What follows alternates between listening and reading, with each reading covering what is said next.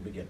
Good morning, I'm George Latimer, Westchester County Executive, and we're here today to discuss a plan that we're laying out in the administration as a process for how we're going to deal with issues that relate to Westchester County Airport. I'm joined here by County Attorney John Nona, Director of Operations Joan McDonald, and Deputy County Executive Ken Jenkins. We have other members of our executive administrative team here, notably our Chief of Staff Andrew Ferris. We also have with us the Chair of the Board of Legislators, Ben Boykin. Members of the Board of Legislators, I see Nancy Barr, Mary Jane Shimsky with us here today, and some other officials from both the board and the executive branch. When we finish our comments and any questions that relate to this topic, we'll be available to talk about any other topic anyone in the press would like. For those folks who are here that are not members of the press, we'll take questions from the press first, and then when they're completed with any questions, then we'll take any questions from anybody in the room. And then you can certainly interview any individual one-on-one thereafter as you see fit. Today we're laying out a game plan at my direction that deals with how we are going to go about the process of making very key decisions at Westchester County Airport. Now, this administration has had 4.5 months on the job. During that period of time leading up to our State of the County message, which was a month ago today, we dealt with some of the issues that had been lingering in the past administration that were either matters of legislation or executive order. The gun show, the Immigrant Protection Act, the salary history legislation, the executive order on ban the box, our open government initiatives, the good neighbor policy, and so forth. But I highlighted a month ago in our State of the County message that we had some major issues ahead of us and that we would be dealing with them in a very direct and straightforward fashion. I referenced that we had to look at the Playland arrangement, and a little over a week ago, we had a conversation on the McDonald-Nona report relative to Playland, and that process will play itself forward. We talked about the need to deal with shared services, and we had a major meeting last week to bring together the players in Westchester County to launch a shared services initiative. We talked about the budgetary situation that we have, both what we've inherited as we manage the 2018 budget, close out the 2017 budget. There's been a report which has been given to the Board of Legislators by our budget director, and that issue is going to play out. The airport is another one of those major issues that have to be dealt with, and so while we have dealt with the legislative issues and the executive order issues, we are now dealing with the significant policy issues that, frankly, we inherited on day one with a certain structure. So in the memo that we've given you and the press release that covers some of the bullets, we've broken this issue into 4 component pieces, and it's very important to see them as 4 pieces that are interrelated, but are also standalone pieces that have to be dealt with. That is the master plan, governance of the airport, operations at the airport, and structural citizen involvement in the things that happen at the airport. During the course of the discussions over the last 2 years, the word privatization has been attached to a plan which in essence was to change the governance of the airport. So we use the word governance because that's really what the plan is. The plan, if it happens or doesn't happen, it is about changing the governance of the airport, who controls, and then if it changes, what kind of resources we might get for that change in governance.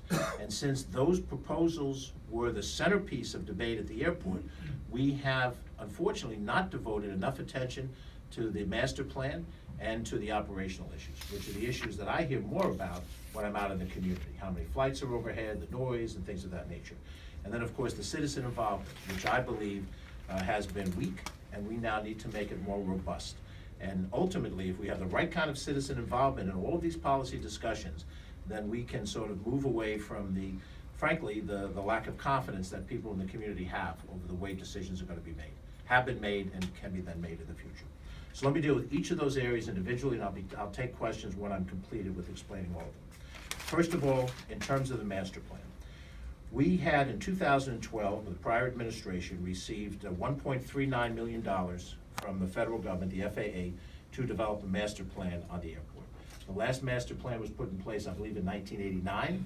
It was a document that now has been well outstripped by changes in the marketplace and changes in pressures.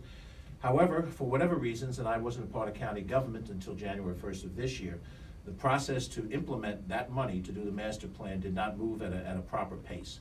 So by the time we got to the end of 2017, at the end of the prior administration, the master plan document, in my judgment, was insufficient and incomplete. It had not gone through the proper scrutiny of the Board of Legislators, did not have the Board of Legislators as imprimatur, and there was not an appropriate environmental review on that document. Under normal circumstances, we would restart the process and continue to a full master plan analysis that would include those elements to it. But the FAA set a deadline of June 1st of this year to complete the master plan document and submit it. So we are nowhere near being able to complete that document under the original structure of the way we would operate. We explained to them as an administration that we could not possibly complete it by June 1st. We needed an extension. They graciously gave us an extension until July 15th, which is still insufficient time for us to be able to do the things we have to do. It would be an insult to the Board of Legislators to give them a document as exists today, decide by July 15th, and I certainly don't want to do that. However, the $1.39 million that we received is subject to clawback by the FAA if we don't submit a document that satisfies the original request for the funds. So, our plan on the master plan is simple. There's an element of controversy to it, but I believe in the long run it will work effectively for what we want it to do. We will submit on July 15th the Astorino master plan to the FAA without prejudice. We will submit this as the response for the money that was laid out, which has been used as far as I understand, and we will then take county resources to complete a master plan supplemental document that will in essence revise the master plan as submitted until we have a full, complete new master plan that will have an environmental review attached to it and the discussion and hopefully the approval of the Board of Legislators at the end of that process.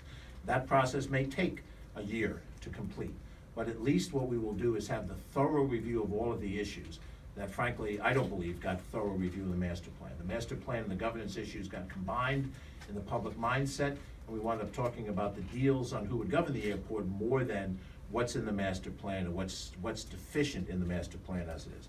We understand from the FAA that if we submit this document without prejudice, we will be satisfying the grant requirement. We will not have to give back the money. We're not in a position to give back a dime if we can avoid it, given our financial circumstances. But we will be able to craft a master plan supplement that will satisfy, I think, this administration's philosophy, the Board of Legislators, and most importantly, the public input to the master plan process that has not happened. And to that end, I'm going to jump ahead to the citizen involvement situation. We have established a meeting on Wednesday, June 6th at the Rybrook Village Hall, in which we will begin the process of the master plan supplement discussion, and we'll begin it by looking at the master plan as it is before us and identifying the areas of deficiency that individuals in the public, in the advocacy community, in the user community, find necessary for us to amend and to strengthen or to change in whatever way is possible. That will begin our process. I will chair that meeting on the 6th. Members of the Board of Legislators, local officials, individuals are all welcome to attend it. We may have some capacity issues in the Rybrook Village Hall, but we are going into public rooms for each of these public meetings that are coming up, and we intend to accommodate as many people as we can. We know there's a great interest in this issue, and we intend to make this as open and as public a dialogue as is possible. So our intent, again, on the master plan issue is to develop a full master plan supplement document that will modify the master plan from the prior administration that we will submit on July 15th to satisfy the FAA requirement. And we expect that that discussion will modify whatever it is that we submit, have a final document at some point in time, a year down the line, maybe less, maybe more, that will represent the philosophy of this government and how we see the airport proceeding forward. The second issue, governance. In the last 2 years, plans to change the governance of Westchester County Airport have been submitted in the public domain in the month of November, baked into the county budget that was delivered to the Board of Legislators with a revenue stream that became contingent upon the approval of the Board of Legislators. And in both 2016 with the Oak Tree arrangement and 2017 with Macquarie, there was, in my judgment, insufficient time for the Board of Legislators to have a proper discussion of whether or not to change the governance. And it was done not as a policy matter, but it was done as a fiscal matter, where you do this and you get revenue that you desperately need to balance the budget, or you do something else, which basically means going into your reserve fund to cover the budget and to balance it off. The 17 process was somewhat more inclusive because there was a task force of the Board of Legislators that discussed with the various entities that bid on the proposals. But the overall discussion as to whether or not it is wise public policy to change the governance of the airport has not been discussed by the people of Westchester County. That we will change. We have a meeting plan. This will be the second of our public meetings, and these meetings will repeat as we go forward on these 3 topics. And by the way, I want to highlight, when we have a topic for a meeting, that is the only topic we're going to talk about for that meeting. We'll have continuation meetings that will follow on that topic, but we can't blur the topics or we won't get through the guts of what the policies are. We intend to have a meeting, a community input meeting on the topic of governance on June 11th at the Hergenhan Recreation Center on Maple Avenue in Armonk. It's in the town of North Castle in the hamlet of Armonk. And at that meeting, we will begin the process to hear public opinions about whether or not we should change the governance of the airport. There are a couple of proposals that have been out there on the airport. We know in 2016, Oak Tree Capital submitted a proposal. In 2017, through an RFP process, Macquarie Development submitted a proposal. That's before us. The Oak Tree bid in the 2017 cycle. There was a third entity that bid in 2017 and a fourth entity that chose not to bid. There may be some other combinations of individuals that choose to suggest what they were capable of doing were we to change governance, but we are going to have a public policy discussion about governance in and of itself, followed by whatever discussions might be a specific governance plan, should there be a will to do this. The Board of Legislators throughout this will operate on their own calendar as directed by their chairman and the majority of their members. If they choose to have their committees hold separate discussions, to certainly participate in any discussions we have, create a task force that is totally within the will of the Board of Legislators, the administration will work with the Board of Legislators in whatever way they structure the desired situation. But we as an administration need to reestablish faith in the analysis of the public policy. So we must have these public meetings in an ongoing basis. And if they're going to be 2 and 3 and 4 of them in each category, then there'll be 2 and 3 and 4 of them in each category, so that every person is heard and every idea gets proper venting as to whether or not these things are wise or unwise. It is my intent by mid-October to have dialogue with the leadership of the Board of Legislators to determine if a change in governance is warranted based on the public hearings that we've had, public meetings we've had, and on what types of proposals are on the table, and any that might be modified. I intend to submit a budget to the Board of Legislators in November that deals with this issue on the basis of whether or not the board will entertain that policy or not. So if it is the will of the board, either by majority, informally or formally, to move in a governance or not in a new change of governance plan, we will not submit to the Board of Legislators a plan that they have not seen and drop it on them in the budget process of November, and then expect the community, the advocacy community, the citizens of this county to react in 30 days. That is not good public policy. We will not do it. We're changing directions from what we did before. We think the proper way to do it is the way we've laid it out. The third area is operations, and operations is a broad-based category that covers all of the different issues that relate to people who either use the airport as individual passengers for commercial airlines, or for those who are pilots and use the airport for general aviation, or corporate customers who are based in the county and have flight equipment out there. And then for the people who live in Westchester County, those who live within the flight path of the airport, which is a fairly large radius, not just the immediate 2 or 3 communities around it. All of those folks who in some way, shape, or form interact with the airport have operational issues that must be vented and must be addressed.